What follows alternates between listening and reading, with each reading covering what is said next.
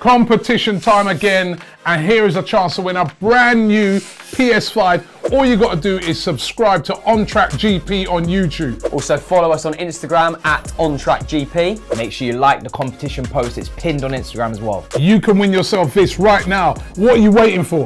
Can I enter? Or can I have a go? No. Yo people, welcome back to On Track GP. It's myself and Joe in the building. Do you know what I'm saying, bro? Ferrari hat is on, and Ferrari is where we have to start.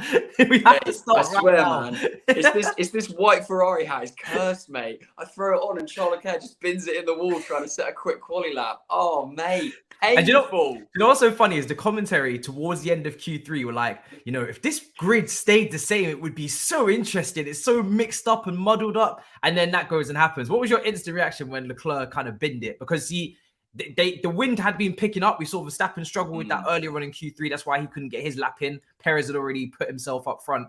And then Ferraris were actually released first. They came with, you know, intent. Sainz and Leclerc released. And then bang, bins it. Mate, it's a crazy lineup for tomorrow. Crazy lineup.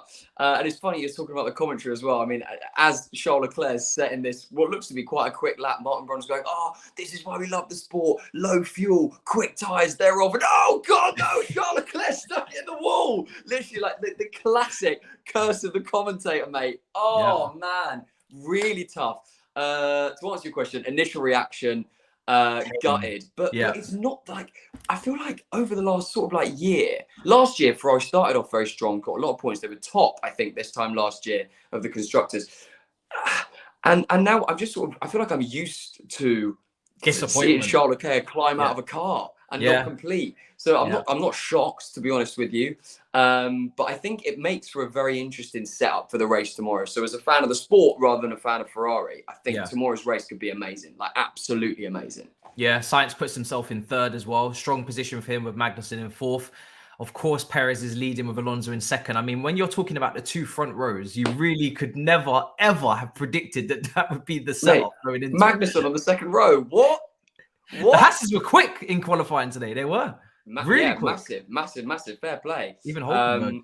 And as I say, it's actually nice. We've been talking about this, Matisse, for a while, haven't we? About like we've wanted something like this to happen to just completely shake it up. I mean, we know Verstappen is still in with as good a chance as anybody, really, of going and winning that race tomorrow. But it just opens it up for the likes of potentially Alpine to go and have a massive points haul tomorrow. Huge. There's a big chance that even with, I mean, Lance Stroll, I'm sure we'll get to him at some point, but coming in 18th out of nowhere, you're thinking, you know, we were sure that the Aston Martins were going to be flying again, and we've got one down in 18th. We've got Verstappen in 9th. It's crazy, unbelievably set up. It comes a week after everybody was saying in Baku it's quite a boring race. F1 gone a bit stale, needs a bit of a shake up. Now we've got Perez on pole in a title race that seems to be very Red Bull dominant, and it doesn't seem like anybody else is going to get involved. This is a huge pole again for Perez, sitting in first place with his teammate down in 9th.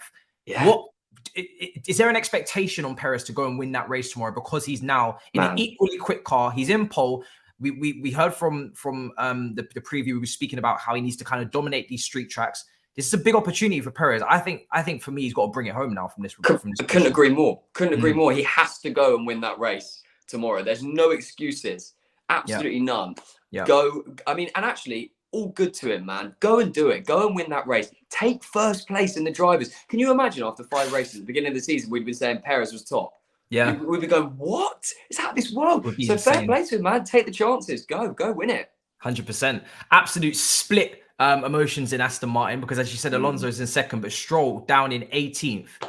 What happened with that today? Like, what happened with Stroll? How can you have one car at the back of the grid and one car at the front of the grid? Weird, isn't it? I mean, there's no technical error at fault or anything like that. Yeah, exactly. I mean, it's going to be a bit of a factor, I think, of when we'll talk about with this whole quali today. But Lance Stroll came out afterwards very nonchalantly, was sort of saying, you know, we were thinking about, you know, just saving some time, only going out once.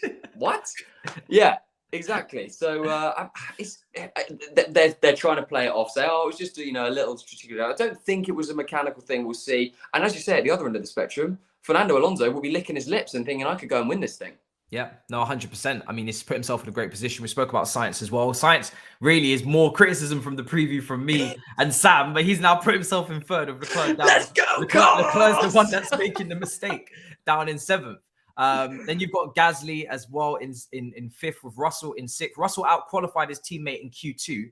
Hamilton finding himself down in 13th, just could not get out of Q2. And even in Q1, the Mercedes were struggling as well. They didn't put that last lap until the last minute. Yeah. They're taking big risks. I don't like it when people take risks at the end of qualifying. Get that strong lap in early and leave. And Hamilton was complaining on team radio that he felt like they sent him out too late. He ended up in 13th. What do you think Mercedes can even do tomorrow with those 6th and 13th positions? Not a huge amount, mate. I mean, Russell will be looking, Russell will be saying, oh, I want to go and get on that podium. I think he's got a good opportunity, but I think it'll be difficult. I mean, Hamilton, maybe top 6 finish, maybe sort of best that he can really realistically hope for tomorrow. Yeah. But it's a bit of a theme of this qualifying is people leaving it late. And of course, there's always going to be the benefit to it in terms of like, you know what you're then chasing if you leave it late. But exactly as you just said, man, go out and just smash a lap. Get a decent lap in there. And then when something like this happens, Charles Leclerc binning it. Position, you're messed up. You're arguably the best driver in the world is starting in 9th. So it's crazy. And that happened to Hamilton. As you said, we heard him on the radio complaining that this thing they left it too late. Arguably, that's what happened with Lance Stroll as well. They thought that they would be safe, just doing one hot lap, and it wasn't. And it absolutely happened to Max Verstappen with Sergio Perez going out and setting the quick lap early. Verstappen coming and trying to do the quick lap second, and it doesn't work out. He starts from 9th. It's wild, man. It's all these quality tactics. One of the messiest grids I've ever seen, but I love it. I absolutely love it. Leclerc down in 7th, like we spoke about. Ocon in 8th. Alpine, good day. Both of them in the top 10. Complete parallel opposite to McLaren. Both of them not getting out of Q1. We just were about to start giving McLaren little pats on the back and say, listen, welcome to being semi-competitive. Welcome to being respectable. And then they fail both of their cars to get out of Q1 with Piastri and Norris. It's insane. I mean, what a horror show from McLaren. Like, absolute disaster, really. As you say, we've been thinking, okay, they had a nice result in Australia, pushing forward with Baku, and then what? Not making it out of Q1. Are you crazy? In both cars. Crazy. Really poor. I mean, even De Vries make out of Q1. Yeah, literally, mate. And they have Jeff Bezos from Amazon there in the garage. I mean, he's not going to be particularly impressed with them not making it out of Q1, is he? Yeah, and it's a long fight back for them. Obviously, Sargent finished bottom of this. Piastri, Stroll, big L for Stroll there in 18th with Tsunoda as well. Tsunoda's been having a good season. He's been competitive. To be down there and qualifying below his teammate, I was not expecting that. With De Vries just escaping Q1. What happened there with Tsunoda? Because is that the first time his teammates out-qualified him this season? I think off the top of my head, I think it is. I think it's just the car's not looked quick all weekend for AlphaTauri. It's just not kind of been going for them. The ambition tomorrow will be points. I think it's very unlikely. Realistically, I think the grid is too far spread and too many people will be pushing for it. I can't see him scoring any points tomorrow. And I've got to say, I feel a little bit sorry for Logan Sargent. First time really back racing on US soil as a US citizen. He's hoping to build a bit of a fan base. And he just absolutely just stuffed the quality, no good at all. And his 20th, that's tough. That's tough for him at home. Yeah, Albon and Hulkenberg in the midfield as well. I think with Williams, Albon is once again the leading light for a point. Maybe in that midfield battle is going to be very interesting to see. But because we've got so many quick drivers in tough positions, I'm expecting a load of overtakes. I'm expecting a fun race. Now that we've got unpredictability going in here, there shouldn't be a boring race like people were saying for Baku. No way. Look, man, I completely agree. I don't want to curse it because I feel like we get with it. This happens sometimes. We go, this is going to be the best race ever, and then there's like 13 overtakes in Baku, and you're like, oh, come on, man, what's this? But no, I agree. With a mixed up grid, obviously there's always a huge amount of hype with the American races just because there's so much going on.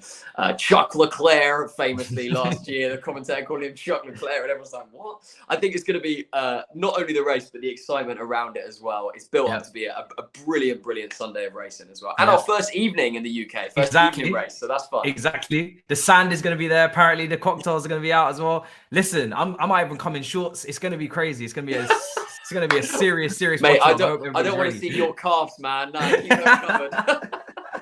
Let me know, what's your predictions, bro, for this race? Now that you've seen qualifying, now that you've seen the the grid lineup. What are your Yeah. predictions for winning second and third for the podium positions? What is your prediction? I think you've got to go Perez to win it. You've got to go Perez from, not to be overtaken the whole race. Yep. Go and clean up on it.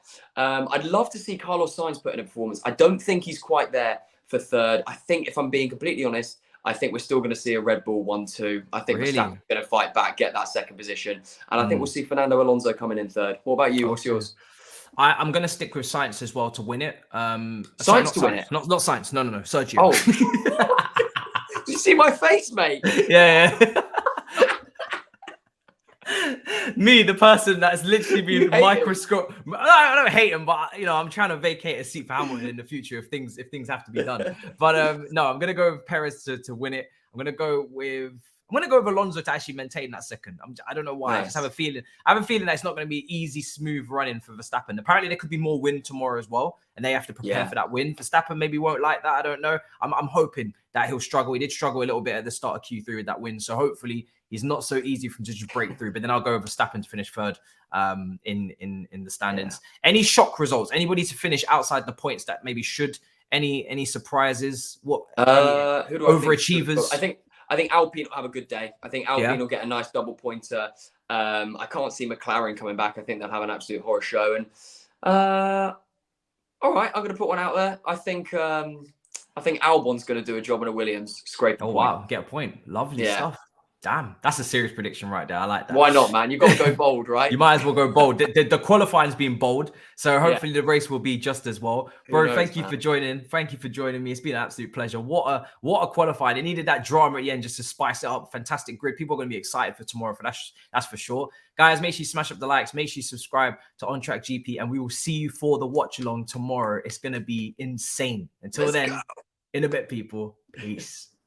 Sunday, 8 p.m. The Miami Grand Prix. We are having a party. It's going to be a lot of fun. We've got Sand. We've got Sam. I'm Sam. We've got all of us in the studio. It's going to be a great night. We're ready to go, and we'll see you there. Here at On Track GP. See you.